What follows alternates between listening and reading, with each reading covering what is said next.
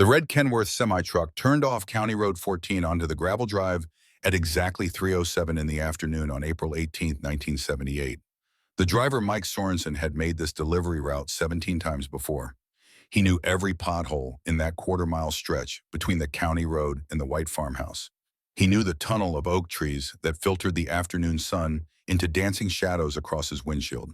He knew the farm belonged to Constance Sullivan, a 73-year-old widow who'd been working this land longer than Mike had been alive. What Mike Sorensen didn't know was that he was about to become a central figure in a story that would echo through Marshall County, Iowa for the next 3 decades.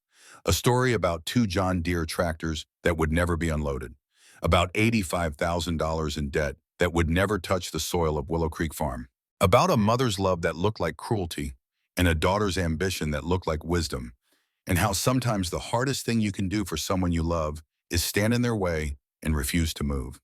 The tractors gleamed in the April sun, brand new John Deere 4440 and 4240, green and yellow paint so fresh you could still smell it over the diesel fumes. Combined value $85,000 before tax and interest. Monthly payment $1,100 for the next 10 years. Total cost with interest $97,300. Mike downshifted as he approached the farmhouse. The engine's rumble echoed off the barn walls. In the distance, he could see someone working in the vegetable garden beside the house. An older woman in faded jeans and a blue work shirt, gray hair pulled back in a bun. She straightened up one hand on her lower back and turned to look at the approaching truck. Then she did something Mike had never seen in 17 years of hauling farm equipment. She walked to the middle of the gravel drive about 300 yards from where the county road met the farm entrance, and she stopped. Just stopped. Stood there with her feet planted shoulder-width apart and raised one hand like a traffic cop. Mike's foot went to the brake. The air brakes hissed. The truck shuddered to a stop 50 feet from where Constance Sullivan stood, and in that moment, everything changed. But to understand why Constance Sullivan was standing in that road, why she was willing to humiliate her daughter in front of the whole county, why she was prepared to turn away $85,000 worth of modern farming equipment that her family desperately needed, you have to go back 8 months. Back to Thanksgiving Day, 1977, when the first seed of this confrontation was planted over turkey and cranberry sauce in that same white farmhouse. The Sullivan family Thanksgiving dinner had 43 people crammed into a farmhouse built for 12. 3 folding tables lined it up end to end in the living room, kids relegated to card tables in the kitchen, the smell of roasting turkey and fresh-baked pies thick enough to taste. Outside, the November wind rattled the windows, carrying the first hint of the hard winter that was coming. Inside, the house hummed with conversation and laughter, and the particular chaos that comes when 3 generations try to occupy the same space. Constance Sullivan moved through the crowd with practiced efficiency, refilling coffee cups and checking on dishes and making sure everyone had enough to eat, even though there was enough food on those tables to feed 60.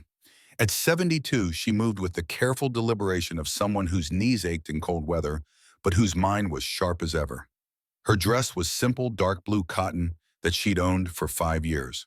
Her only jewelry was a thin gold wedding band that she hadn't removed since Walter slipped it on her finger in 1927.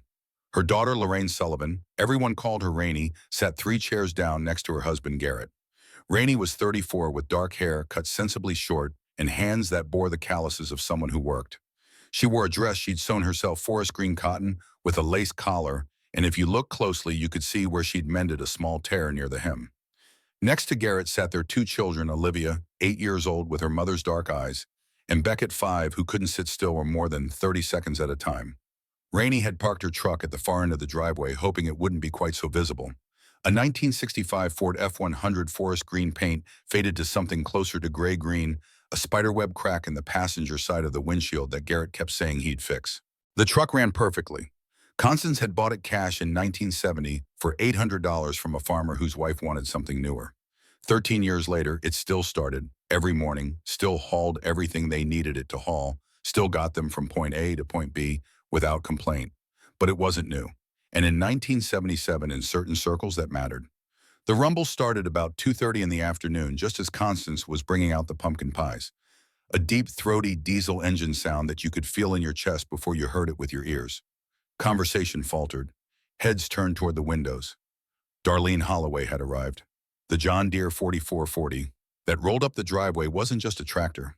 It was a statement, 130 horsepower of turbocharged diesel engine, power shift transmission, enclosed cab with air conditioning and a stereo radio. It was painted in John Deere's signature green and yellow, so new the paint practically glowed in the November afternoon. Darlene sat in that cab like a queen on a throne, sunglasses on despite the overcast sky, one hand draped casually over the steering wheel. She let the engine idle for a full 5 minutes before shutting it down, making sure everyone saw it, making sure everyone heard it, making sure everyone knew that Darlene and Clayton Holloway were farming with the best equipment money could buy. Well, money could borrow anyway. The 4440 and its smaller companion, the 4240, had cost them $79,000 financed over 10 years at 9.75% interest. They'd made 8 payments so far. $72,000 left to go.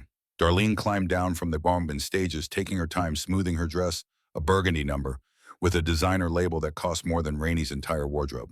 Her husband, Clayton, followed quieter, less performative, the kind of man who'd learned it was easier to go along with his wife's theatrics than to fight them. "Well, look at that," someone said near the window. "Brand new 4440. Must have cost a fortune." "Clayton's doing real well," someone else added. "Smart farmer, that one. Knows you got to spend money to make money." Rainey felt her face grow hot. She glanced toward the end of the driveway where her 1965 Ford sat, suddenly looking even older and shabbier by comparison. Garrett reached under the table and squeezed her hand, but it didn't help much. Darlene swept into the house, bringing cold air and expensive perfume with her, her eyes scanning the room the way a general might survey a battlefield. "Happy Thanksgiving, everyone. Sorry we're late. Had to finish up some work with the new equipment. You know how it is." She knew exactly where Rainey was sitting, made a beeline straight for her. "Rainey, happy Thanksgiving, honey." The hug was brief, performative, the kind where you don't actually make contact. "How are you and Garrett? And these precious babies?" "We're good, Darlene. You?" "Oh, we're blessed, just blessed. Though I tell you, farming gets more complicated every year. If we didn't have the new equipment, I don't know how we'd manage. Speaking of which," she gestured toward the window where the 4440 was visible, still commanding attention even powered down. "Did you see what we just got in? Clayton finally convinced me we needed to upgrade. I was nervous about the investment, but honestly, Rainey, the efficiency gains alone have already paid for themselves." This was a lie, but Rainey didn't know that yet. The efficiency gains had been marginal at best. The real difference was that Darlene and Clayton could cover the same ground in less time, which mostly just meant Clayton had more hours to worry about whether they could make the payments. "That's great, Darlene, really great. What are you all driving these days? I don't think I saw your truck out there." "It's at the end of the drive, the 65 Ford." Darlene's face did something complicated. Not quite a smirk, not quite pity. Something in between that was somehow worse than either. "The F-100, bless your heart, that truck is still running. I remember when Constance bought that thing. What's that been, 7 years, 8? 13, runs perfect." "Well, that's good. That's real good. Waste not, want not, right." Darlene's voice had risen just slightly enough that the conversations at nearby seats had started to fade, people tuning into this exchange. "Though I will say, honey, if you and Garrett ever want to upgrade to something from this decade, Clayton knows a great dealer. Rick Holloway, actually, that's Clayton's brother. He could get you a real good deal on a newer truck. Can't have people thinking the Sullivans can't afford decent transportation, right?" The room had gone almost silent now. 43 people suddenly very interested in their plates, their coffee cups anywhere but the conversation happening at the center table. But listening, everyone listening. Rainey's throat felt tight. "The Ford works fine for us." "I'm sure it does, honey. I'm sure it does. Just saying, times change. Farming's a business now, not a hobby. Got to look the part if you want to be taken seriously." Darlene patted Rainey's shoulder, the gesture somehow more condescending than comforting. "Anyway, I should go say hi to Constance. Where's your mama?" Constance had been standing in the kitchen doorway for the last 2 minutes, holding a coffee pot, watching this entire exchange, with eyes that had seen too much to be shocked by anything anymore. When Darlene looked her way, Constance's face was carefully neutral, but her knuckles on the coffee pot handle were white. "Darlene," Constance said evenly. "Coffee? Oh, I'd love some, thank you." Darlene swept toward the kitchen, leaving a wake of expensive perfume and uncomfortable silence behind her. Rainey looked down at her plate. The turkey she'd been enjoying 5 minutes ago might as well have been cardboard. Across the table, her daughter Olivia looked confused, picking up on the tension without understanding it. Beckett, mercifully oblivious, was more interested in seeing how many green beans he could balance on his fork. Garrett leaned close, his voice barely a whisper. Don't listen to her. The truck's fine. But it wasn't fine. Not anymore. Because it wasn't really about the truck, was it? It was about what the truck represented. Old, behind the times, poor, unsuccessful. After dinner, after the peas, after the coffee and the small talk, and the gradual dispersal of family members back to their own homes, Rainey found her mother in the kitchen washing dishes. The window over the sink looked out toward the barn and the fields beyond dormant, now under the gray November sky. Constance's hands moved in the soapy water with the mechanical efficiency of someone who'd washed 10,000 loads of dishes in this sink. Mama, do you think we look poor? Constance's hands stopped. She looked at her daughter's reflection in the dark window. Who told you that? Nobody told me. I'm asking. Constance rinsed a plate, set it in the drying rack. We're not poor. We own 640 acres of prime Iowa farmland, free and clear. We've got equipment that works. We've got a roof over our heads and food on the table and money in the bank. That's not poor, Rainey. That's blessed. But the truck runs. It's 13 years old, I don't know. So I've got a cast iron skillet that's 50 years old, still cooks eggs just fine. That's not the same thing. Isn't it? Constance turned from the sink, drying her hands on a dish towel. Baby, let me tell you something. Darlene and Clayton are driving $47,000 worth of tractor that they don't own. The bank owns it. They're paying interest on top of the purchase price. So by the time they're done, that tractor will have cost them $60,000. Maybe more. And in 10 years when it's paid off, it'll be worth maybe $20,000 if they're lucky. So they'll have spent $60,000 to own something worth $20,000. You tell me who's poor. But everyone thinks. I don't give a damn what everyone thinks, and neither should you. Constance's voice was sharp now, sharper than usual. Your father spent the last years of his life worried about what everyone thought, about keeping up, about looking successful. You know where it got him? A heart attack at 52 years old, dead in a hospital bed, holding my hand, apologizing for the debt he was leaving me with. This was the most Constance had ever said about Walter's death. Rainey stood very still, afraid that if she moved, her mother would stop talking. We had a truck payment. Constance continued, her voice quieter now but no less intense. Just one. A Ford pickup he bought new in '73 for $8,500. 7-year loan, $120 monthly payment. Doesn't sound like much, does it? But that was 1973. Then the crop prices dropped in '74. Then the inputs went up. Then your father started cutting corners, trying to make the payment. Started skipping his blood pressure medication because it costed $12 a month. $12. And one morning he woke up with chest pains, and by noon he was gone. Rainey felt tears building behind her eyes. Mama, I didn't know. I'm telling you now because I need you to understand something. Debt doesn't care if you're tired, doesn't care if it's a bad year, doesn't care if you're sick or scared or struggling. It just sits there month after month demanding its pound of flesh. And I will be damned if I watch you sign up for that. Not while I'm alive.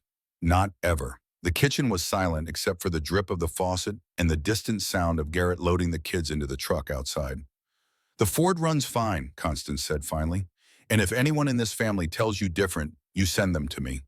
But when Rainey climbed into that old Ford that evening, when she turned the key and heard the engine cough to life, when she drove past Darlene's gleaming John Deere, still parked prominently near the barn, she felt something shift inside her. Something that felt like shame mixing with resentment, mixing with a burning desire to prove that she was just as capable, just as successful, just as modern as anyone else. That feeling was dangerous. More dangerous than she knew. Christmas came and went. The winter of '77 into '78 was brutal, the kind that old-timers would reference for years afterward. Temperatures below zero for weeks at a time. Wind that screamed across the frozen fields and found every gap in every wall. The kind of winter that made you question why anyone had ever thought Iowa was a good place to build a civilization. Rainey spent more time than usual in town that winter. At the co-op where she worked part-time keeping books. At the feed store. At the diner on Main Street where farmers gathered for coffee and gossip and the kind of casual conversation that shapes a community. And everywhere she went, she heard the same message, variations on the same theme. Modern farming requires modern equipment. You can't compete with a 40-year-old tractor. Got to spend money to make money. Look at the Holloways, they're doing it right. The John Deere dealer in town was run by Rick Holloway, Clayton's younger brother, a man with slicked back hair and a smile that showed too many teeth. He had a gift for making debt sound like opportunity, for making restraint sound like cowardice. His showroom on Main Street featured a brand new 4440, just like Darlene's Spotlight's position, so the green and yellow paint practically glowed with promise. Rainey found herself driving past that dealership more often than she needed to, slowing down, looking, imagining. On a cold Tuesday in early January, she pulled into the parking lot. Just to look, she told herself, just to get some information. Rick's smile when she walked through the door was warm as summer. "Rainey Sullivan, what brings you in on this fine cold day?" "Just looking. Best kind of customer. Come on, let me show you what we got." He walked her through the showroom like a curator showing off art. The 4440 with its 130 horsepower, its climate-controlled cab, its modern hydraulics. The 4240 slightly smaller, but still a massive upgrade over anything the Sullivan farm currently owned. He showed her specification sheets and performance data and testimonials from satisfied customers. "Your mama's still running that old 4010, Rick asked, though he already knew the answer. 60 model, plus a 65 4020. Rick made a sound somewhere between sympathy and disgust. 20 years old minimum. That's not farming, Rainey. That's archaeology. How much time you lose to breakdowns? How much fuel you waste with those old engines? How much ground could you cover with something modern? They run fine. Sure they do, until they don't. And when that 4010 finally dies in Rainey, it will die probably right in the middle of planting season. What's your plan? You going to be scrambling around trying to find parts for a 40-year-old tractor while your neighbors are finishing up their fields?" He let that sink in, then hit her with the closer. "I can get you into both of these machines. Both, the 4440 and the 4240. Package deal, $85,000 total, 10-year financing at 9.5%. Monthly payment works out to about $1,100. You're farming 640, right? 640 acres. Rainey nodded, caught off guard by how quickly he'd done the math. "At 115 bushels per acre conservative estimate, you'll probably do better with this equipment. At current corn prices around $220 per bushel, you're looking at gross revenue of $165,000, give or take. Operating costs, what, at 80 grand? That leaves you 85 before the equipment payment. You make the payment, you still clear 69,000. And that's a bad year." The numbers made sense. In the warm showroom with the gleaming tractors and Rick's confident voice, the numbers made perfect sense. "Let me talk to my husband," Rainey said. "Absolutely. Smart woman. Talk to Garrett. Run the numbers yourself." "But Rainey," Rick's voice dropped, became almost confidential. "Between you and me, your mama's way of farming, that worked in her generation. But it's 1978. Times have changed. You want to be competitive, you got to think like a business person, not a homesteader. And sometimes that means making decisions that your parents' generation might not understand." Rainey drove home in the old Ford, Rick's words echoing in her head. When she pulled into the drive and saw her mother's farmhouse solid and paid for, she felt a complicated mix of love and frustration.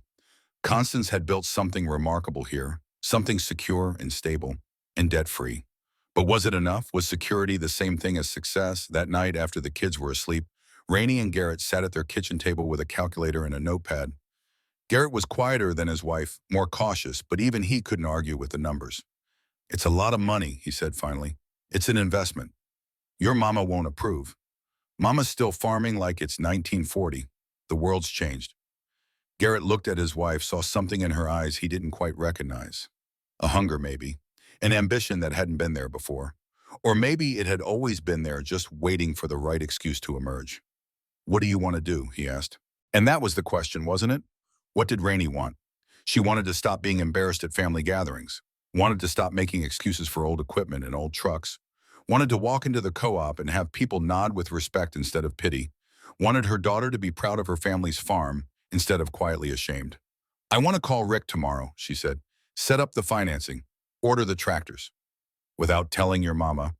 "I'll tell her. Just after they're ordered, after it's done." That should have been Garrett's moment to object, to point out how dishonest that was, how it violated the trust between mother and daughter, how starting a major financial commitment with deception was probably a bad omen. But Garrett was tired of being poor too, or at least of feeling poor, and sometimes it's easier to go along and to be the voice of caution. "Okay," he said, "if you're sure." Rainey nodded, though she wasn't sure of anything except that she couldn't keep living like this. Couldn't keep driving past Rick's showroom and feeling that gnaw of inadequacy.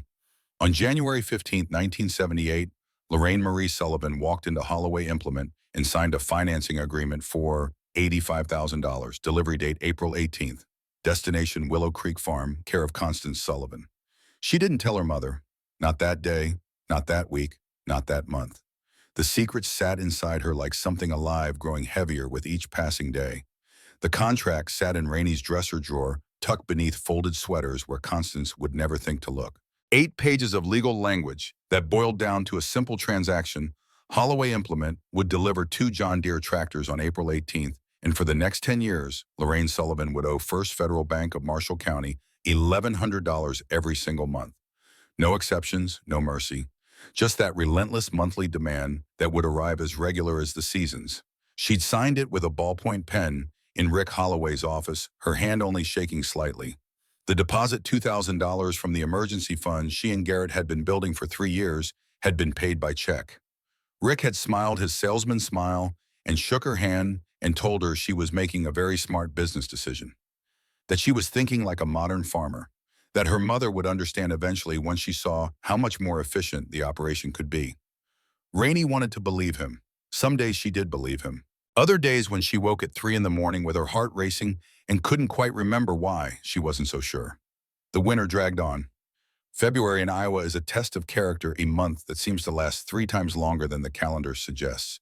The fields lay frozen under a blanket of dirty snow. The equipment sat idle in barns waiting for spring. And farmers had nothing to do but drink coffee, gossip, and think about all the things that could go wrong in the season ahead. Constance spent her days the way she always did, reading, mending, planting the garden she'd plant once the ground thawed.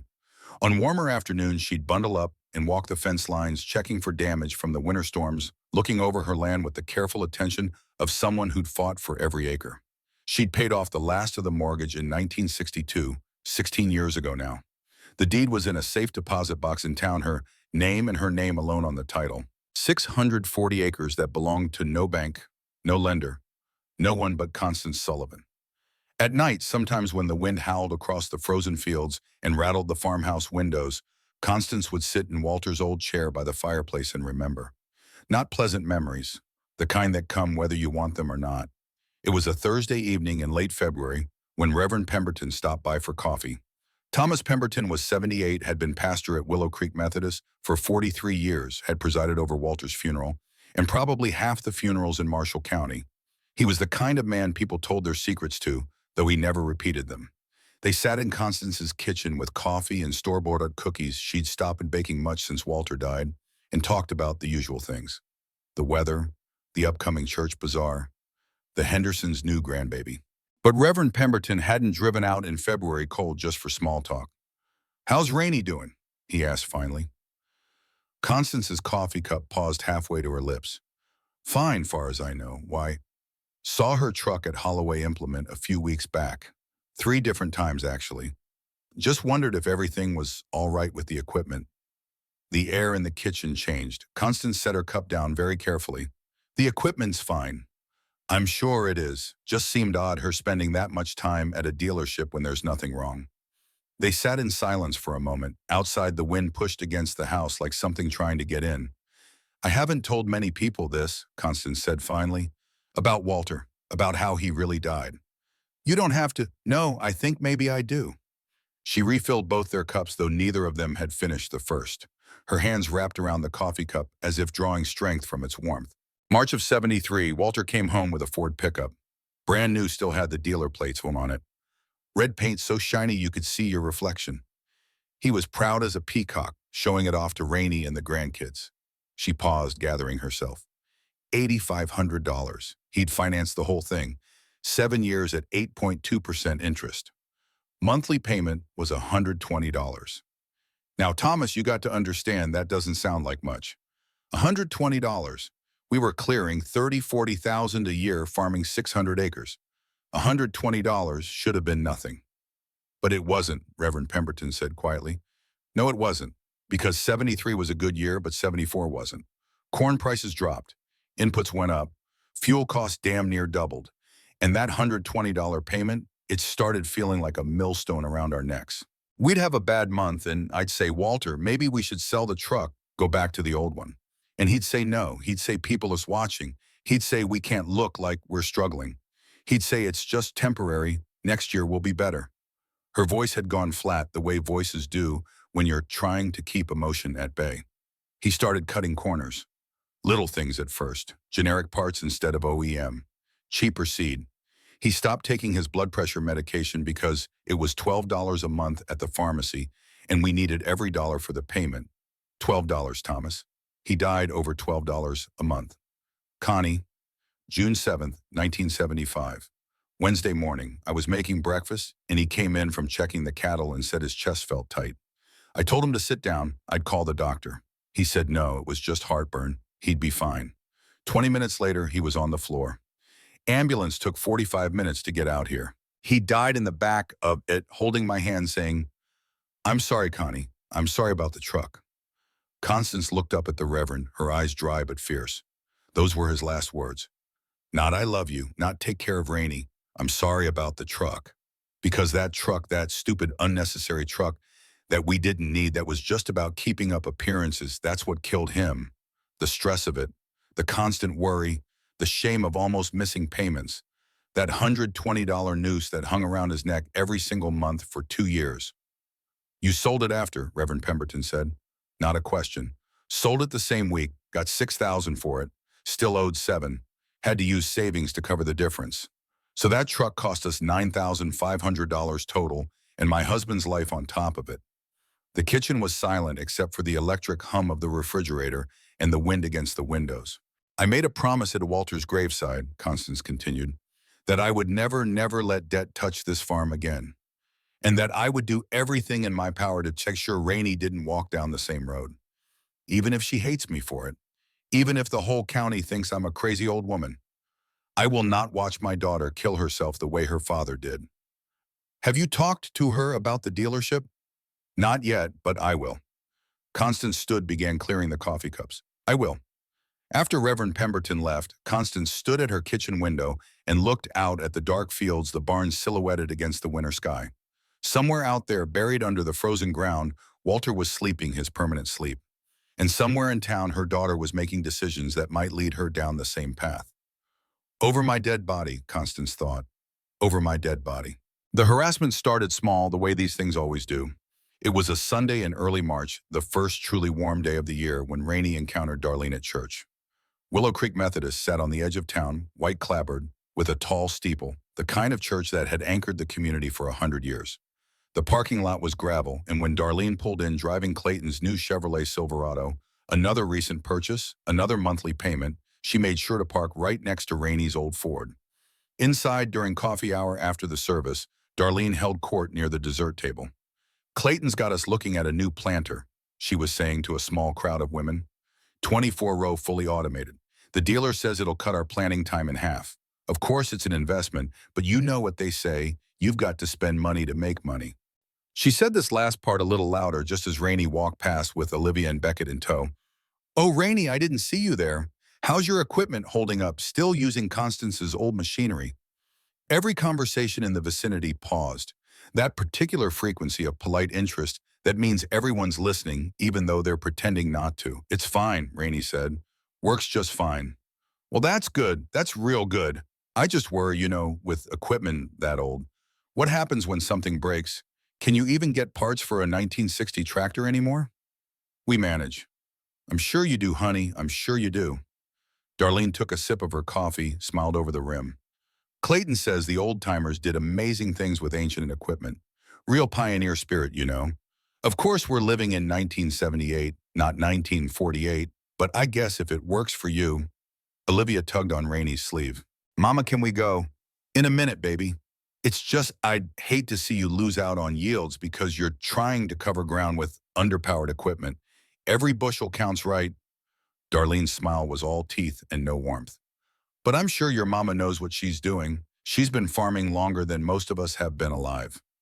Martha Henderson, standing nearby, felt compelled to add, my husband says Constance Sullivan is the smartest farmer in 3 counties. Says she could teach classes on management. Oh, absolutely, Darlene agreed quickly. She's wonderful. Just from a different era. Different ways of thinking. Nothing wrong with that. Some people prefer the traditional approach. Rainey felt heat climbing her neck, her face. She wanted to defend her mother, defend their operation, defend their choices. But she couldn't, could she? Because deep down in a place she didn't want to examine too closely, part of her agreed with Darlene. Part of her was embarrassed by the old equipment, the old truck, the whole aesthetic of making do that defined the Sullivan farm. "We should go," she said to her children. "Get home for lunch." As they walked to the parking lot, Beckett asked, "Mama, why was that lady being mean?" "She wasn't being mean, honey. She was just talking." But Olivia, 8 years old and already learning to read between lines, said quietly, "She was being mean. I didn't like it." Neither did Rainey. But what could she do about it? The contract was signed. The tractors were ordered. In 6 weeks, everything would change. The second incident happened at the co-op on a Thursday afternoon. Rainey had stopped in to pick up a 50-pound bag of chicken feed, something she did every few weeks.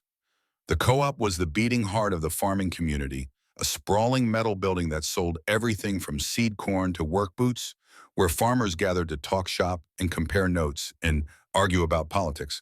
Darlene was at the counter writing a check for what looked like a substantial order of fertilizer and chemicals. $400 worth, according to the receipt the clerk was processing. Rainey, twice in 1 week, were practically neighbors. Rainey hefted her bag of chicken feed onto the counter. $18. The contrast wasn't lost on either of them. "Just getting the essentials," Rainey said. "Smart. No point in overspending." Darlene signed her check with a flourish. "Though I will say Clayton's agronomist convinced us to go with the premium fertilizer package this year. Says we could see yield increases of 15-20 bushels per acre. That's real money when you're talking 640 acres. We do fine with our yields." "I'm sure you do. Though you know fine and optimal aren't quite the same thing, are they?" Darlene picked up her receipt, tucked it into her purse.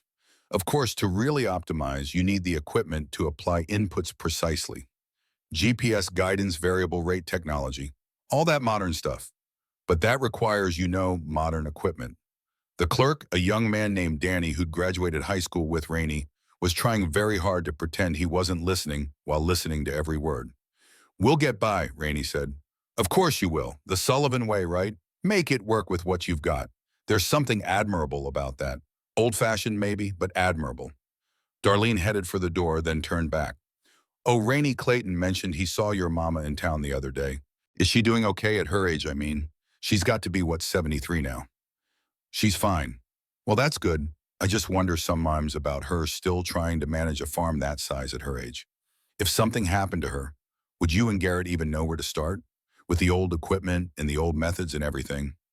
It was a calculated strike, and it landed perfectly. Because that was exactly what worried Rainey. What if something did happen to Constance? What if they suddenly had to take over the full operation with equipment they barely understood, equipment that was held together with baling wire and prayer? After Darlene left, Danny the clerk said quietly, "For what it's worth, Mrs. Sullivan, your mama's equipment runs better than half the new stuff that comes through here. I've seen those old John Deeres. They're built like tanks." Rainey smiled, thanked him, paid for her chicken feed, but the seed of doubt Darlene had planted was growing. The third incident was at Olivia's school, parent-teacher conferences in mid-March, where Rainey sat in a too-small chair across from Mrs. Patterson, Olivia's third-grade teacher. "Olivia's doing wonderfully in math," Mrs. Patterson was saying. "Reading strong, too. She's a bright girl, very conscientious. We're proud of her. There was one small thing." Mrs. Patterson's voice took on that particular tone teachers use when they're about to tell you something uncomfortable. "Last week during free time, some of the children were talking about their family's farms. You know how it is in a rural community, farming is what most of these kids know. And one of the other students, I won't say, who made a comment about old equipment, about how some farms were stuck in the past." Rainey felt her stomach tighten. What did Olivia say? She got very quiet, and later during art time, I found her crying in the bathroom. When I asked what was wrong, she said she was embarrassed about your family's farm, that the other kids thought you were poor. The fluorescent lights in the classroom suddenly seemed too bright. Rainey's hands gripped the edge of the small desk. "We're not poor." "I know that. You know that. But 8-year-olds don't always understand the difference between appearing wealthy and being financially secure. They just know new versus old, shiny versus worn." Mrs. Patterson's face was kind but concerned. "I wanted you to know so you could talk to her, reassure her. She seems to carry a lot of worry for such a young child. On the drive home, Olivia sat quietly in the passenger seat of the old Ford, looking out the window at the passing fields. Mrs. Patterson told me what happened, Rainey said finally. About what the other kids said. Olivia didn't respond. Honey, we're not poor. We're actually doing really well. Better than a lot of families. Then why do we have the oldest truck in the parking lot? Because it runs fine. Because we don't need a new one. Sarah's family got a new car, and the Hendersons got a new tractor, and Darlene has all new stuff. Olivia's voice was small, miserable. Why can't we have new things? How do you explain to an 8-year-old that new things often come with invisible chains, that the shiny tractor in the neighbor's field might be the rope around the neighbor's neck, that appearances lie constantly and convincingly? We're going to, Rainey heard herself say, we're getting new equipment. This spring, 2 brand new tractors. Olivia looked at her mother, hope blooming on her face. Really? Really?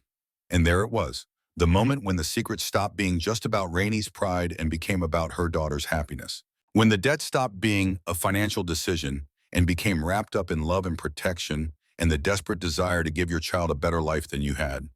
The contract in Rainey's dresser drawer seemed to gain weight after that conversation. Every time she walked past it, she felt it there like a presence in the room. April arrived with the reluctant warmth of an Iowa spring. The snow melted, turning fields into mud that would eventually become workable soil. Farmers began preparing for the season ahead, servicing equipment, ordering seed, checking fences, doing the 1,000 small tasks that farming required. Rainey and Garrett had told themselves they'd tell Constance about the tractors before delivery. They'd planned the conversation a dozen times, rehearsed the arguments, the efficiency gains, the modern farming methods, the necessity of staying competitive. The financing was manageable, the decision was made, and really, Mama, this is the way farming works now. But the right moment never came, or rather, every moment felt wrong. And so the days slipped by, and the conversation didn't happen, and the delivery date crept closer like a deadline in a dream. April 15th, a Saturday. Rainey was in the garden with Constance, helping plant early peas when the phone rang inside the house. Constance went to answer it, and Rainey heard her voice through the open window. Hello. Yes, this is Constance Sullivan. What? No, I haven't ordered anything from Holloway Implement. There must be some mistake. Rainey's heart stopped. She stood up so fast she knocked over the seed packet. But then Constance's voice changed. Oh, I see. Yes, Rainey lives here. Well, technically the farm address is mine, but yes, she and Garrett farm the land. What is this about? Rainey was already moving toward the house. Tuesday the 18th, I see. And what exactly are you delivering? A long pause. 2 tractors, $85,000. I see. When Rainey burst through the door, Constance was standing by the phone receiver, still in her hand, her face completely unreadable. Who was that? Rainey asked, though she already knew. Rick Holloway says he's delivering 2 John Deere tractors here on Tuesday at 3 p.m. Says you ordered them. Says the financing has already been approved and the deposits have been paid. The kitchen suddenly felt very small, very hot. Rainey's mouth was dry. Mama, I was going to tell you. Oh, how long ago? What? How long ago did you order them? January. Constance set the phone down with exaggerated care, the way you handle something fragile when you really want to throw it against the wall. January, 4 months ago. You've been lying to me for 4 months. I wasn't lying. I just didn't know how to tell you. Because you knew I'd say no. Because I knew you wouldn't understand. The words came out louder than Rainey intended. Constance's eyes narrowed. Wouldn't understand what exactly wouldn't understand? Putting $85,000 of debt on a farm that's been paid off for 16 years. Wouldn't understand signing up for $1,100 a month in payments when we're one bad crop away from disaster. What exactly am I not understanding, Rainey? That farming has changed, that we can't compete with 40-year-old equipment, that I'm tired of being the joke of the county, tired of driving past Darlene's new tractors and hearing people talk about how the Sullivans are stuck in the past. So this is about Darlene, about what people think. It's about survival. Mama, it's about staying relevant. It's about pride. Constance's voice cut through Rainey's arguments like a knife. It's about you being embarrassed. And you know what, I understand that. I do. But Rainey, listen to me. Pride is expensive. It'll cost you everything if you let it. The decision's already made. The contract's signed. Then unsign it. Call Rick Monday morning and cancel the order. I can't. I put down a $2,000 deposit. It's non-refundable. Constance's face went very still. You spent $2,000 of your savings without telling me. It's my money. To commit to $83,000 more of debt, it's my decision. On my land. They stood facing each other across the kitchen, two generations of Sullivan women, two completely different philosophies of farming and life. Outside, the April wind pushed new leaves around the yard. Inside, something fundamental was breaking. I want you to call Rick Holloway, Constance said, her voice low and controlled. I want you to cancel that order. And if you've already lost the deposit, fine. That's the price of a lesson learned. But those tractors are not coming on this property. It's too late. They're scheduled for delivery Tuesday. Then tell them to deliver somewhere else, because they're not welcome here. Rainey felt tears of frustration building. You can't do that. The delivery address is this farm. It's all been arranged. The delivery address is my property, and I can refuse delivery of anything I want. You wouldn't. Constance looked at her daughter with eyes that had seen the Great Depression, had watched a husband die of debt-induced stress, had built an empire from nothing through sheer force of will and careful management. Try me, she said. Rainey grabbed her jacket and stormed out. She drove the old Ford into town, hands shaking on the steering wheel, tears blurring her vision. She parked outside Holloway Implement and sat there for 20 minutes trying to decide what to do. Call Rick, cancel the order, lose the deposit but save the relationship with her mother, or let the delivery happen. Let Constance see the tractors. Let her understand that this was happening whether she approved or not. Pride whispered that Constance would come around once she saw the equipment, that she was being stubborn and old-fashioned, and once the tractors were actually there working the fields proving their worth, she'd understand. Pride is a liar. Rainey drove home without going into the dealership. Monday came and went. She didn't call Rick, didn't cancel the order. Just let the momentum of the decision carry her forward, because stopping would mean admitting she'd been wrong, and she wasn't ready for that yet. Tuesday morning, April 18th.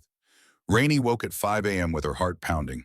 The delivery was scheduled for 3 p.m. She had 10 hours to decide what to do. 10 hours to be brave enough to cancel. 10 hours to prevent what was about to become a disaster. She spent those 10 hours at work at the co-op trying to focus on inventory spreadsheets while her mind raced through scenarios. Maybe Constance would be out when the truck arrived. Maybe Garrett could intercept the delivery. Maybe somehow this would all work out. At 2:30, she called home. No answer. Constance was probably outside working in the garden doing the 100 things that needed doing on a farm in spring. At 2:45, she called Rick Holloway. Rick, about the delivery today. All set. Mike's probably pulling onto County Road 14 right now. Should be at your place by 3:05 latest. You're gonna love these machines, Rainey. Best decision you ever made. Actually, I need to... Hey, I got another call coming in. See you soon. The line went dead. Rainey stood in the co-op office, phone in hand, paralyzed by indecision. She could drive home, could get there before the truck, could at least be present for whatever was about to happen. Or she could stay here. Let the delivery happen without her. Let Garrett handle it. Let the momentum of the decision carry forward without her having to watch. She chose the coward's option. She stayed at work. At 3:07 p.m., Mike Sorensen's red Kenworth semi-truck turned off County Road 14 onto the gravel drive of Willow Creek Farm. And Constance Sullivan, who had been working in her garden and had seen the truck approaching from a quarter-mile away, set down her hoe, brushed the dirt off her hands, and walked to the middle of that gravel drive. When the phone rang at the co-op at 3:25, Rainey knew before she answered it what had happened. Some disasters announce themselves with silence before the actual news arrives. Mrs. Sullivan, it was Mike Sorensen, the driver. You need to get home. Now. What happened? Your mother, she won't let me deliver the tractors. She's standing in the middle of the road and she won't move. Rainey's hands went cold. Put her on the phone. She won't come to the phone. She says if you want to talk, you can come here and talk face to face. Ma'am, I've got $85,000 worth of equipment on this truck and I'm burning daylight. You need to handle this. Rainey hung up. For 10 seconds, she stood frozen in the co-op office, staring at the wall calendar that showed April 18th circled in red. The delivery date she'd marked 3 months ago with such certainty, such confidence, that this was the right decision. Then she grabbed her keys and ran. The drive from town to Willow Creek Farm was 7 miles. Rainey made it in 9 minutes, the old Ford's engine screaming in a way it hadn't since the day she'd learned to drive. The speedometer needle touched 70 on the straightaways, 50 through the curves, gravel pinging against the undercarriage like buckshot. Her hands gripped the steering wheel so tight her knuckles went white, and in her chest something felt like it was tearing loose.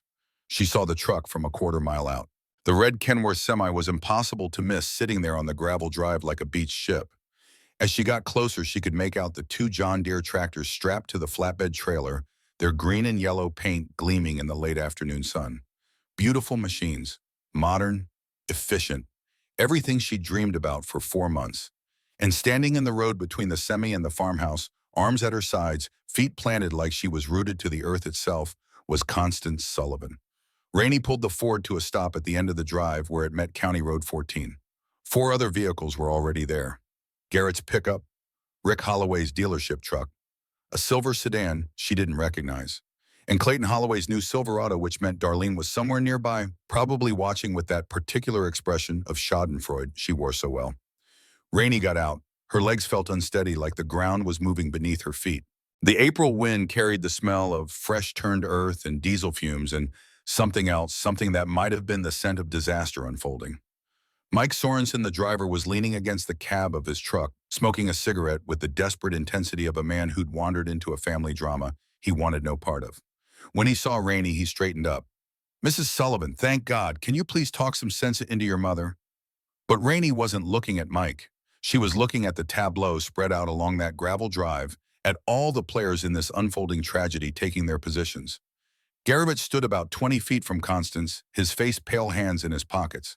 He caught Rainey's eye and shook his head slightly, a gesture that said, "I tried and failed, and I don't know what to do now." Rick Holloway was closer to the truck, talking on a CB radio, probably to his office, trying to figure out the legal ramifications of a delivery being refused. And they're parked just off to the side near the oak tree that marked the edge of the property were Clayton and Darlene Holloway. Clayton looked uncomfortable, like he wanted to be anywhere else. Darlene looked fascinated, her eyes bright with the particular gleam of someone watching a rival's humiliation. But dominating everything, the still center around which all this chaos revolved, was Constance, 73 years old, standing barely 5'4", maybe 130 pounds, soaking wet. She wore the same clothes she'd been wearing in the garden, faded jeans, a blue work shirt with dirt on the sleeves, canvas sneakers with holes in the toes. Her gray hair was pulled back in a practical bun. She had no weapon, no shield, nothing but the absolute certainty of her convictions and the property deed that said this land belonged to her. Rainey walked up the drive. Every step felt like wading through deep water. The gravel crunched under her feet, absurdly loud in the tense silence. When she got within 10 feet of her mother, she stopped. "Mama." Constance's eyes were hard as flint. "Rainey, please move." "No." "Mama, the contract's signed, the financing's approved, these tractors are legally purchased. By you, not by me, and this is my land." Mike Sorensen called out from the truck. "Mrs. Sullivan, the younger Mrs. Sullivan, I got a delivery order here with this address. I got to complete my delivery or my company's in breach of contract." Rainey turned to him. "Just give me a minute, please." "Ma'am, I've been here 45 minutes already. I got 2 more deliveries today, and I'm already behind schedule. Please, just a minute." She turned back to her mother, tried to find words that would bridge the gap between them, would make Constance understand that this wasn't rebellion, wasn't rejection, was just a daughter trying to build something for herself and her family. "We need this equipment," Rainey said, hating how her voice shook. "The old tractors are 20 years old. They break down constantly. We're losing time, losing efficiency. The 410 runs fine. The 420 runs fine. You know why? Because I maintain them. Because I don't run them into the ground trying to prove something to people whose opinions don't matter. Their opinions do matter." Olivia came home from school crying because the other kids said we were poor. Something flickered across Constance's face. Pain, maybe, but her jaw stayed set. "So you're teaching your daughter that what other people think is more important than financial security, that pride is worth $85,000 in debt." "I'm teaching her that we don't have to settle for less, that we can have nice things, that appearances matter more than reality, because that's what you're really saying, Rainey. You're saying looking successful is more important than being secure." Rick Holloway chose this moment to insert himself into the conversation. He approached with his salesman's smile, hands spread in a gesture of reasonableness. Ladies, I think we can work this out. Mrs. Sullivan the elder. Mrs. Sullivan, I understand your concerns. Change is scary, especially when it comes to finances. But these tractors represent a sound investment in your farm's future. The efficiency gains alone will... Rick Holloway. Constance turned to him, and her voice could have cut glass. You sold my daughter $85,000 worth of debt. You did it knowing I'd never approve. You preyed on her insecurities and her desire to keep up with your sister-in-law's flashy lifestyle, and you did it all while smiling that snake oil salesman smile.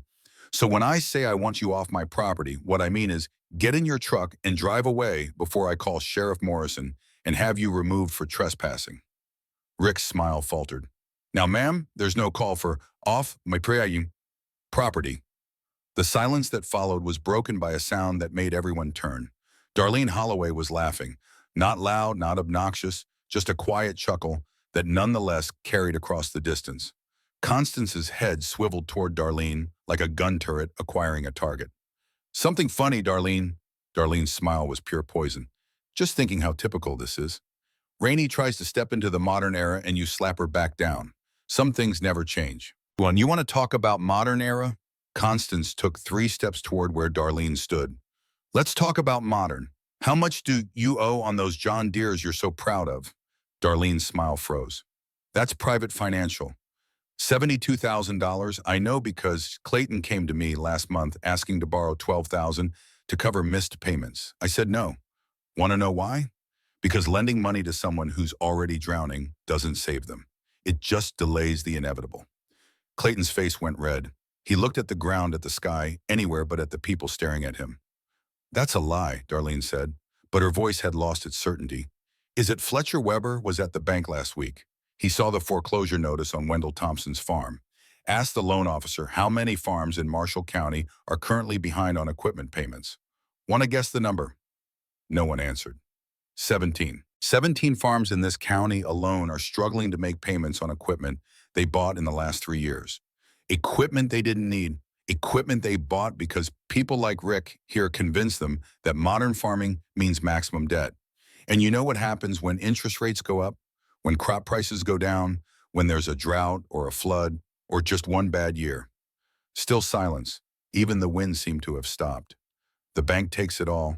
The equipment, the land, everything. And I watched that happen once already. Constance's voice had gone quiet now, but it carried weight that loud words never could. 1932, I was 27 years old. I watched the bank auction off my father-in-law's farm because he owed $2,400 on a tractor he bought in 28. $2,400. They took 160 acres that had been in the family for 3 generations. They took it and sold it for pennies on the dollar, and my father-in-law never spoke another word until he died 5 years later. She turned back to Rainey. Your father died at 52 because of a truck payment, $120 a month. That's all it was. But it was $120 every month, whether we had it or not, whether times were good or bad, whether he was sick or well, and the stress of it killed him. Tears were streaming down Rainey's face now. Mama, I know the story, but this is different. It's not different. It's never different. Debt doesn't care about your circumstances. It doesn't care if you're tired or scared or struggling. It just sits there month after month, year after year, demanding its pound of flesh. The contract's signed, Rainey said desperately. I can't undo it. I put down $2,000 non-refundable deposit. If I cancel now, I lose that money anyway. Then you lose $2,000. Better than losing 85. Better than losing sleep every night for the next 10 years. Better than losing your health worrying about payments. Better than your children watching you die young like you watched your father. Garrett stepped forward, his voice tentative. Connie, what if we tried it 1 year? See how it goes. Constance looked at her son-in-law with something like pity. Garrett, I like you. I think you're a good man and a good husband and a good father. But you're young. You haven't lived through what I've lived through. You think 1 year of debt is a trial period. I'm telling you it's a trap. Once you're in, once you've made that first payment, it's easier to make the second and the third, and before you know it, you've spent 10 years paying interest to a bank that doesn't give a damn whether you live or die.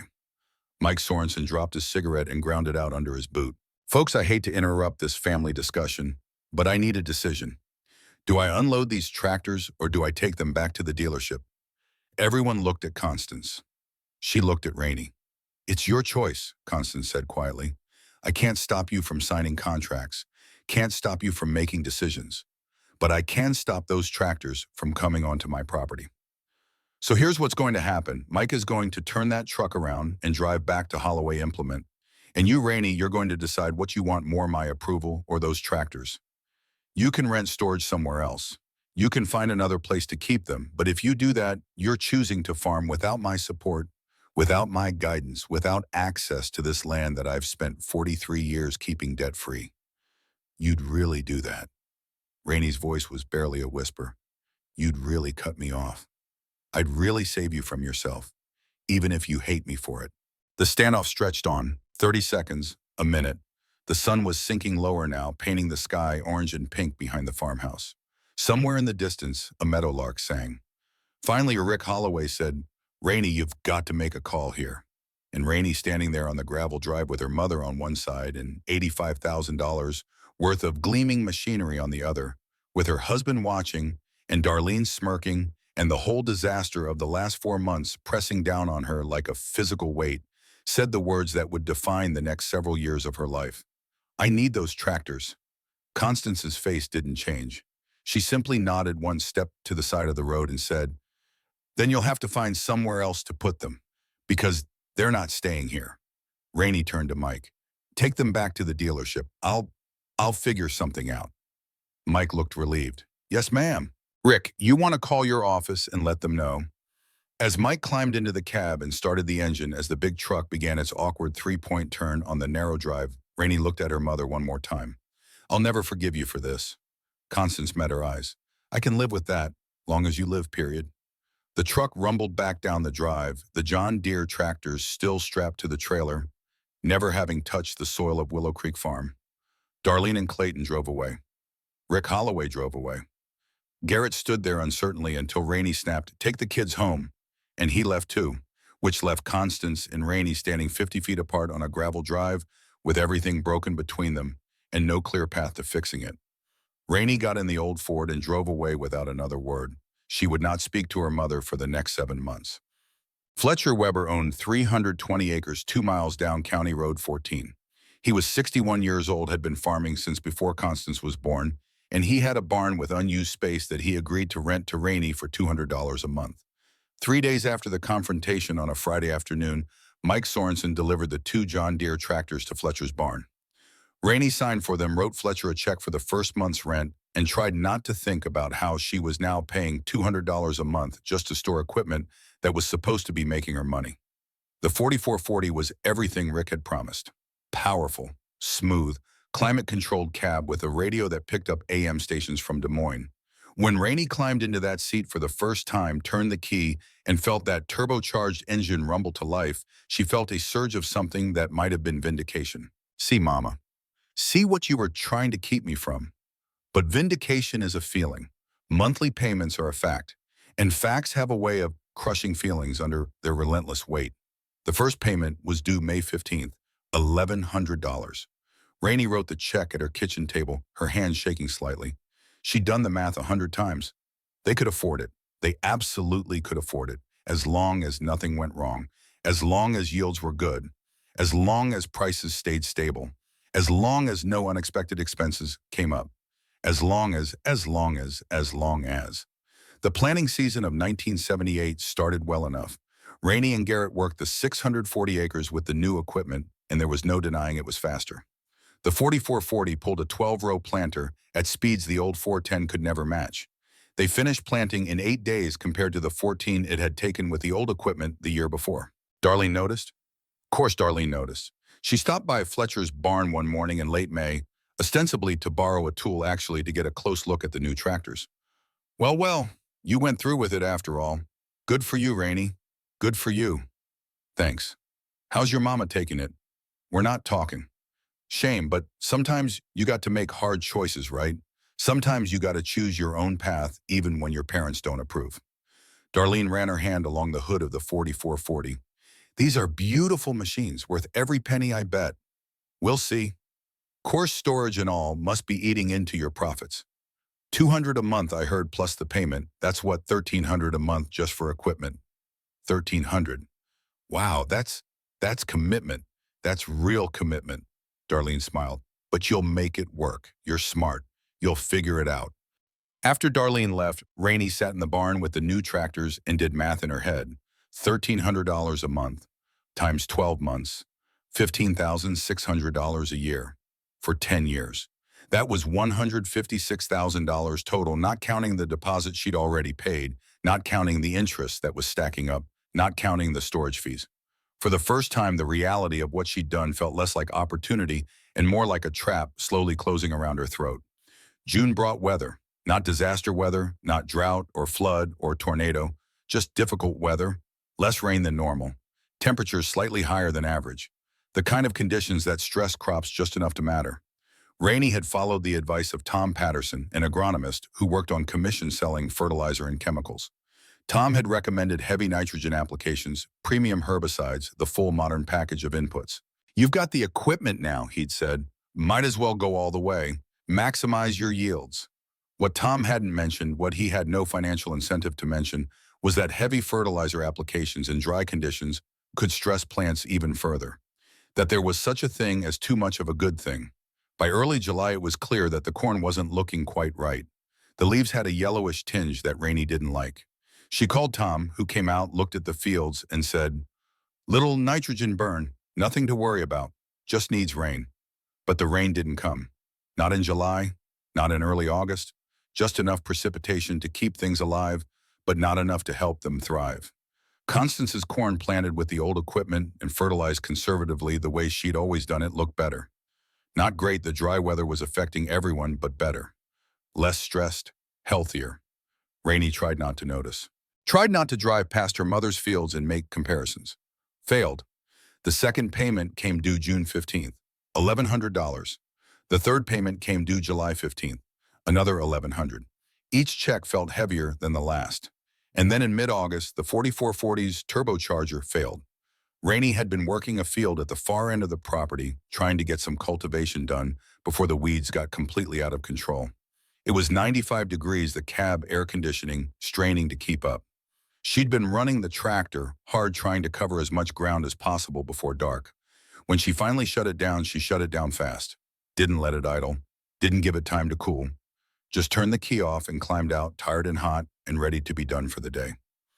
That's when she heard the sound, a high-pitched whine that turned into a grinding noise that turned into silence. She knew before she even looked that something was seriously wrong.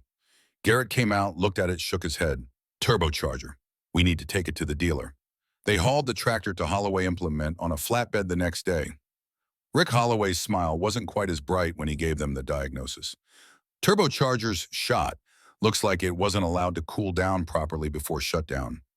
That causes oil coking in the bearings. It's operator error, I'm afraid. Not covered under warranty. How much to fix it? Rainey's voice was flat. Parts and labor, $3,200. Rainey felt the ground shift under her feet. $3,200. I can get you on the schedule next week. Should have you back up and running in 3-4 days. I don't have $3,200. Rick's smile got more sympathetic, which somehow made it worse. Well, we do offer financing on repairs. 12% APR minimum 6-month term. Monthly payment would be about $570. On top of the $1,100 I'm already paying you. Different loan, different payment schedule. But yes, effectively you'd be paying us $1,670 a month for the next 6 months, then back down to $1,100 after that. Rainey left the dealership and drove to the bank, asked about a short-term note. They approved her for $3,500 at 12% interest, 6-month repayment on the condition that she used the farm as collateral. She sat in the bank parking lot for 20 minutes looking at the loan papers, trying to decide if she was making a smart decision or digging herself deeper into a hole she'd never climb out of. The tractor needed to be fixed. The work needed to get done. What choice did she have? She signed the papers. That night, for the first time since April, since the confrontation in the driveway, Rainey cried. Not quiet tears, not dignified grief. Just sat on the edge of her bed and sobbed like something inside her was breaking that would never be whole again. Garrett held her and didn't say anything because what was there to say? I told you so. Your mother was right. We're in over our heads. All of those things were true, but saying them wouldn't help. Harvest came in October. Rainey had been projecting 115 bushels per acre when she'd done her initial calculations back in January. Modern equipment, modern inputs, modern techniques. 115 had seemed conservative. The actual yield was 96 bushels per acre. The math was brutal and unforgiving. 640 acres at 96 bushels per acre meant 61,440 bushels total. Corn prices had continued their slow drift downward through the fall, settling at $2.05 per bushel by the time Rainey sold. Gross revenue, $125,952. Operating costs, seed fertilizer, fuel chemicals, repair, storage had ballooned to $87,000. More than she'd planned. Way more. That left $38,952 before equipment payments. The equipment payments for the year, including the turbocharger repair loan, $17,800, which left $21,152 for the entire year. Rainey sat at her kitchen table with these numbers spread out in front of her on a cold November evening and tried to make them mean something different. Tried to find a math where this worked out okay, but numbers don't lie. And the numbers said she'd just spent a year working herself to exhaustion, operating $85,000 worth of modern equipment, farming 640 acres of prime Iowa farmland, and she'd netted about the same amount that someone working a factory job in Des Moines would make. Less actually when you factored in the hours worked. Meanwhile, Fletcher Weber farming 320 acres with equipment older than Rainey's children had netted $37,000. Half the land, double the profit. Constance's numbers, which Rainey heard about third hand through Reverend Pemberton, who'd heard them from someone at church, were even better. 400 acres under cultivation, she'd let some go fallow after Walter's death. Conservative inputs, old equipment, zero debt. Net income $42,000. Two-thirds the land, double the profit. The lesson was clear, but Rainey wasn't ready to learn it yet. The phone call came on a gray Tuesday in mid-November. Constance's voice, the first time Rainey had heard it in 7 months. "Rainey, it's Mama. I think we should talk." The invitation to Thanksgiving dinner arrived a week later. Not just Rainey and Garrett and the kids, a family dinner, small, intimate, the kind where real conversations happen instead of the performative chatter of 40-person gatherings. Rainey almost said no. Pride suggested that showing up would be admitting defeat, but she was tired, so tired, and the prospect of one more month of this crushing weight, this constant stress, this gnawing fear that never quite went away, no matter how much she tried to ignore it, was finally more than she could bear. On Thanksgiving Day 1978, Rainey drove her family to Constance's farmhouse in the old Ford. The same truck that had started this whole mess, the same truck that Darlene had mocked at exactly 1 year ago to the day. Constance opened the door before they could knock, looked at her daughter, looked at her grandchildren, said, "Come in, turkey's almost done." They ate in near silence, at first the clatter of silverware on plates the only sound. Olivia and Beckett sensed the tension and kept quiet, eating their mashed potatoes with unusual focus. Garrett made a few attempts at small talk that died in the awkward air. Finally, after the dishes were cleared and the kids were sent to play in the living room, Constance poured coffee for herself, Rainey, and Garrett. "How'd you do this year?" Constance asked. Rainey stared into her cup. "Not great." "What did you net?" "About 21,000. Constance was quiet for a moment. "On 640, yes." "What do you owe?" "2,000 on the tractors, 3,000 on the repair. Storage fees, couple thousand more." Constance wrapped her hands around her coffee cup. Outside the window, the November wind pushed against the farmhouse. Inside, the only sound was the tick of the kitchen clock. "I'm going to make you an offer," Constance said finally, "and I want you to really think about it before you answer." Rainey looked up. "I'll buy those tractors from you. I'll pay off both loans, the 82,000 and the repair note. Take full ownership. Sell them myself, take the loss on the depreciation. You and Garrett farm this land with my equipment. The old 410, the old 420. You keep what you make, pay no rent, build up your savings, and you learn what your father should have learned, that security beats status every single time." "Why?" Rainey's voice cracked. "Why would you do that after everything I said, after I didn't listen?" "Because you're my daughter, and I'd rather lose $10,000 than watch you lose yourself." Garrett spoke up, tentative. "Connie, that's incredibly generous. But we made this mess. We should be the ones to clean it up." "You can't clean that up," Constance said bluntly. "You're underwater and sinking. Another year like this one, maybe two, and you'll be in real trouble. I'm offering you a way out while you can still take it. Rainey felt tears building. Everyone will know. Everyone will know I failed. Everyone who matters already knows you're struggling. The ones who don't matter don't deserve your concern. Constance reached across the table, took her daughter's hand. Baby pride is expensive. Your father paid for it with his life. You don't have to make the same payment. The kitchen clock ticked. The wind rattled the windows. And Rainey Sullivan, 34 years old, made the hardest decision of her life. Okay, she whispered. Oh, okay. Constance wrote a check for $85,000 the following week, paid off both loans in full, took ownership of the tractors, and immediately listed them for sale. 6 months later, in May of 1979, she found a buyer in the next county, a farmer who was making the same mistake Rainey had almost made. The sale price was $74,500. Constance lost $10,500 on the transaction. Never mentioned it, never held it over Rainey's head, never said I told you so. The farming season of 1979 was different in every way that mattered. Rainey and Garrett worked Willow Creek's fields with the old equipment, the 1960 John Deere 4010 that Constance had been maintaining meticulously for nearly 20 years. The 1965 4020 that ran smooth as silk if you treated it right. The equipment was slow, the cab wasn't climate controlled, the radios didn't work. The paint was faded and the seats were patched, and sometimes when Rainey drove past Darlene's gleaming machinery, she felt that old familiar ache of inadequacy. But she slept at night. For the first time in 18 months, she slept through the night without waking at 3 a.m., with her heart racing and her mind spinning through worst-case scenarios. The 1979 season brought more drought. Yields across Marshall County were down, 92 bushels per acre for Rainey. Corn prices stayed depressed at $2.10. But operating costs without the heavy fertilizer bills and the repair payments and the storage fees were $48,000 instead of $87,000. And equipment payments were zero instead of $17,800. Net income $31,000. Not spectacular, but sustainable, survivable, real. Fletcher Weber netted $34,000 on his 320. Constance netted $38,000 on her 400 acres. The three debt-free farmers in Marshall County, working with old equipment and conservative inputs and careful management, all came through a difficult year with money in the bank. 17 other farms, the ones that had leveraged up, bought new equipment, maximized inputs on credit, struggled. 3 of them missed equipment payments, 1 declared bankruptcy.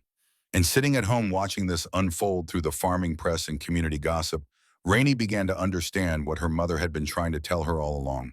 It wasn't about the equipment. It had never been about the equipment. It was about who controlled your future. When you owed money, the bank controlled your future. When you owed nothing, you did. The farm crisis that would reshape American agriculture began quietly in 1981. Interest rates that had been high started climbing toward catastrophic. The prime rate hit 20%. 20. Farmers who'd taken out operating loans at reasonable rates suddenly faced refinancing at rates that were simply unpayable. Corn prices, which had been soft, collapsed from $210 in 79 to $180 in 81. And farmland values, which had seemed like they would rise forever, started falling. Slowly at first, then faster. By 1983, the disaster was in full swing. Across Iowa, across the Midwest, across rural America, farms were failing at a rate not seen since the Great Depression. The auction notices appeared in newspapers like obituaries. Good people, hardworking people, people who'd done everything the agricultural establishment told them to do, losing everything. Darlene and Clayton Holloway held on longer than most. They refinanced, sold off equipment, took on additional debt trying to stay ahead of the payments. Clayton took a part-time job in town. Darlene stopped posting on social media, stopped wearing designer clothes, stopped driving past Willow Creek Farm with that superior smile. The foreclosure notice came in April of 1983. 90 days to bring the payments current or the bank would seize the property. They couldn't do it. Nobody could. The math simply didn't work anymore. On a warm May morning, well over 100 people gathered at the Marshall County Courthouse for the auction of the Holloway Farm, 480 acres that Clayton's grandfather had homesteaded in 1891. Equipment that was 5 years old and still gleaming. A house, a barn, a life's work. Opening bid $380,000 for everything. It sold for $294,000, less than the outstanding mortgage. The bank took a loss. Darlene and Clayton took a loss. Everyone lost except the man who bought it at auction, a corporate farm entity from Chicago that would consolidate it with other failed farms and run it as a factory operation. Rainey attended the auction. So did Constance. They stood in the back, watching Darlene cry as the auctioneer's voice counted down her family's legacy. Afterward, Rainey found Darlene sitting on the courthouse steps, mascara running down her face, looking 20 years older than she had at that Thanksgiving dinner 6 years ago when she'd mocked Rainey's old truck. "Darlene, I'm so sorry." Darlene looked up. Her eyes were red empty. "You were right. Your mama was right. We should have been like you. Should have stayed small, stayed careful. But I wanted to be somebody. Wanted people to look at us and think we were successful. You were somebody. You were a farmer. That's enough. It wasn't enough for me." Darlene wiped at her eyes. "And now it's all gone. Everything. We're moving to Des Moines. Clayton got a job at a factory. 42 years old, starting over like we're kids again." Rainey sat down next to her, two women who'd been rivals, who'd said cruel things, who'd measured themselves against each other and found only pain in the comparison.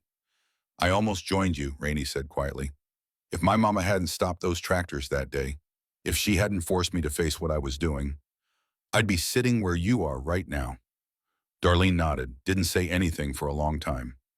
"Then tell your mama I'm sorry for everything I said, for how I treated you both. Tell her she was right all along." 2 weeks later, the Holloways were gone. Their house was empty. The fields were being worked by contractors hired by the Chicago company. And Marshall County had 17 fewer family farms than it had started the decade with. But Willow Creek Farm endured. 640 acres paid in full, old equipment carefully maintained. A family that slept at night without fear of the mailman bringing disaster. Time moved on the way it does. Seasons turned, children grew. The farm crisis gradually eased as the farms that were going to fail had failed and the survivors adapted to the new reality. In 1985, Constance Sullivan, at age 80, decided it was time to slow down. She transferred the deed to Willow Creek Farm to Rainey in a ceremony at the county courthouse that included no speeches, no celebration, just a mother's signature transferring a legacy to her daughter. "Take care of it," Constance said simply, "and never ever let debt touch it." "I won't, Mama, I promise." Constance died 3 years later in winter, peacefully in her sleep at age 83. The funeral was held at Willow Creek Methodist, and they had to open the overflow room to accommodate everyone who came. Farmers from 3 counties, people she'd helped over the years. People whose farms had failed, who came to pay respects to the woman who'd shown them there was another way even though they'd learned too late. At the wake, Fletcher Weber said to Rainey, "Your mama saved a lot of people. Most of them never knew it, but she did." By 1990, the farm was thriving in a quiet, sustainable way. Rainey was 46. Olivia was 21, working in Des Moines, but talking about coming back to the farm. Beckett was 18, about to start at Iowa State. And in the barn sat a 1976 John Deere 4330 that Rainey had bought used in 1987 for $22,000. Cash. The same model line she'd tried to buy new a decade earlier, the same green and yellow paint, the same capabilities. But this one was paid for, and that made all the difference. The farm had grown to 800 acres. Now Rainey had bought the Wendell property when it went to auction in '84, paid cash from savings. The operation was debt-free, profitable, sustainable. Everything Constance had built, preserved, and expanded. On a spring evening in 2008, Rainey stood on the porch of the farmhouse, her farmhouse. Now the deed in her name, no mortgage, no liens, nothing but clear title, and watched the sun set over fields that had fed 4 generations of Sullivans. She was 64 years old. Retirement age, though she wasn't ready to retire yet. Olivia had come back to the farm after all had married, had a daughter of her own named Piper, 12 years old, and already showing interest in farming. That interest worried Rainey sometimes, because the world was still full of Rick Holloways, still full of Darlenes, still full of people who would tell you that new was better, and debt was just a tool, and if you weren't expanding, you were dying. And she needed to make sure that Piper learned the right lessons, the ones that mattered. The ones that would keep her safe when the world turned hard again, as it always eventually did. Piper came out onto the porch, sat down on the steps next to her grandmother. "Grandma, Mom says you used to have new tractors, big fancy ones. What happened to them?" And Rainey smiled, because this was it. This was her chance to pass down what Constance had died trying to teach her.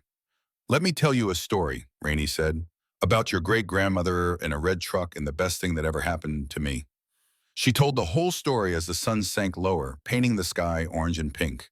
Told about Thanksgiving and Darlene and the dealership and the contract. Told about April 18th, 1978, when Constance stood in a gravel road and refused to move. Told about the years of struggle and the eventual redemption. Told it all, leaving nothing out.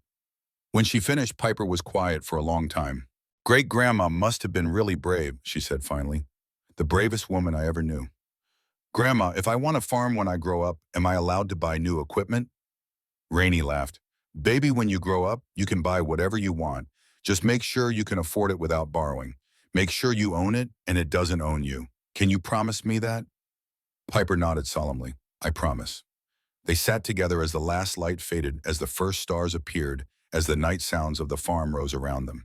And Rainey thought about Constance standing in that road 3 decades ago, thought about Walter dying young from the weight of a single payment, thought about all the farms that had failed and the few that had endured. 30 years. 30 years since the worst day of her life had turned out to be the best thing that ever happened to her.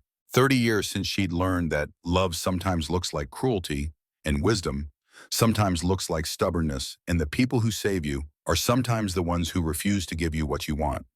30 years ago, my mother stood in a gravel road and stopped $85,000 worth of tractors from destroying my life. At the time, I thought she was ruining everything. Turns out she was saving everything. If someone you love is trying to stop you from making a terrible financial decision, listen to them. Not because they're trying to control you, because they've lived long enough to know what you haven't learned yet. Debt doesn't care about your dreams. It only cares about its payments. My mother taught me that the hard way, and I'll spend the rest of my life grateful she had the courage to do it.